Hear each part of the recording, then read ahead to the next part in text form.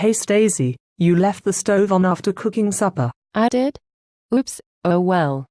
Thanks for turning it off. Leaving the stove on is a big deal, Stacy. We use gas to cook, and if it is left on it could cause carbon monoxide to build up. What's so bad about carbon monoxide? We exhale it every time we take a breath, right? We breathe out carbon dioxide. It is commonly mistaken for carbon monoxide. In small amounts carbon monoxide is okay, but if it builds up it can cause poisoning.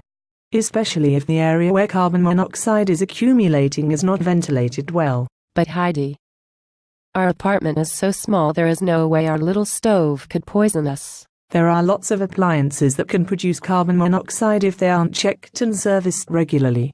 Like furnaces, ovens, water heaters, fireplaces, generators, refrigerators, lanterns, and cars. But how bad could carbon monoxide poisoning really be? The scary thing about carbon monoxide poisoning is that the symptoms are similar to a cold or the flu. Even with mild exposure to carbon monoxide you can get a headache, weakness, dizziness, nausea, vomiting, chest pain, confusion, irritability, and even loss of consciousness.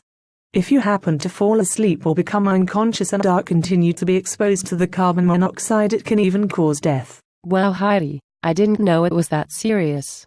What can we do to prevent carbon monoxide poisoning? Well, Stacy, we can service and check all of our appliances regularly, and turn the stove and oven off after we use them. You should never use the stove or oven as a heat source. We need to make sure the chimney is cleared so that the fumes from the fire can be vented outside. And we can install a carbon monoxide detector and change the batteries at least twice a year during the time changes. What should we do if we think we have a carbon monoxide buildup or our carbon monoxide detector goes off? The first thing we should do is get out of the apartment.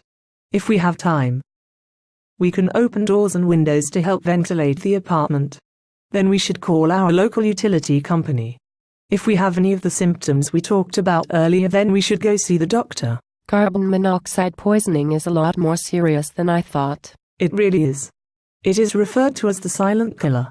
Each year more than 400 Americans die from carbon monoxide poisoning and 20,000 visit the ER. Come on, Heidi, let's go get a carbon monoxide detector so we don't get poisoned. Great idea, Stacy.